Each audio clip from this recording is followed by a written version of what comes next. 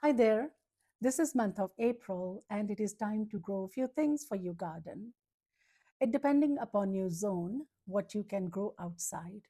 I live in zone 3, so right now I cannot grow any crop outside directly. However, I have started few things indoors and I will show you in a minute. If you are living in zone 3 or 4 upwards, onwards, a little bit of warmer climate than ours, then you can start snap peas, sweet peas, Swiss chard, spinach, and some herbs like cilantro. And sometimes the weather get cooler, but these crops are very hardy. They can tolerate a cold climate very easily. So it is absolutely safe that you can grow these crops outside. However, I have grown these, I've started these seeds indoors just to give them a little bit of head start. So what I have grown, I will show you.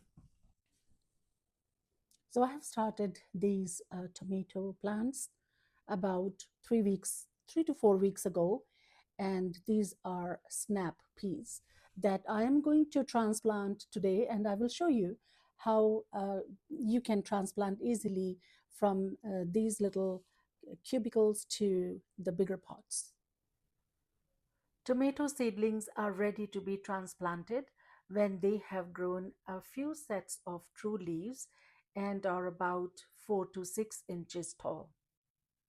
These first leaves are called cotyledons or seed leaves. They are very first leaves that appear when seed sprouts. Their job is to provide initial nutrients to the young plant until the true leaves take over photosynthesis. Now, here is a very important tip. Plant your tomato seedlings deep into the soil. You can bury the stem right up to the first set of leaves. Yes, deeper than you might expect.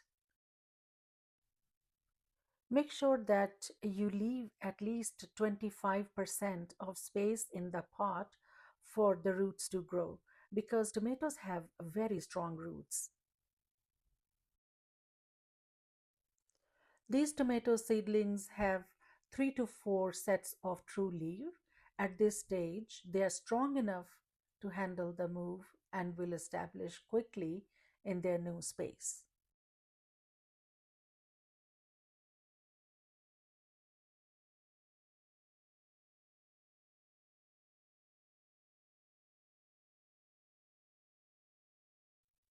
Have you noticed those tiny little hair on the tomato stem? These are very special.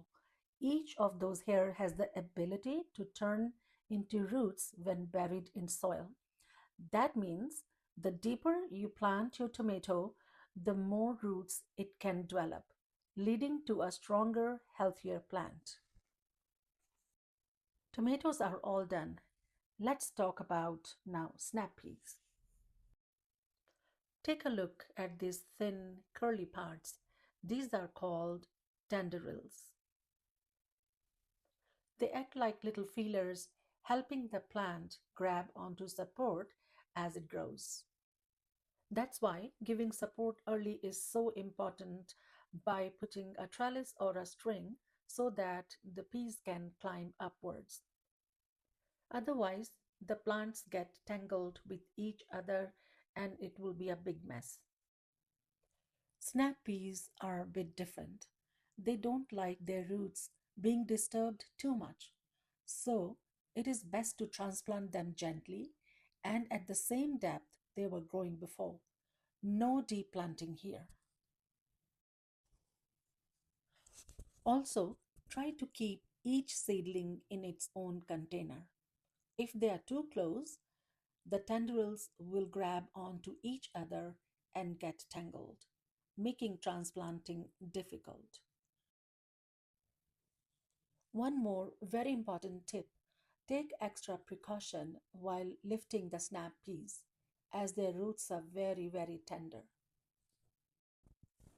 Snap peas are done too, and keeping them separate and following all the steps, your plants will go straight and strong. I use fan for my seedlings and keep it on a low and moving setting. A good airflow prevent the fungal diseases.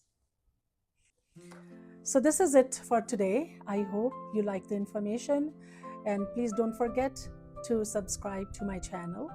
I will see you with one more video next time. Until then, take care. Bye.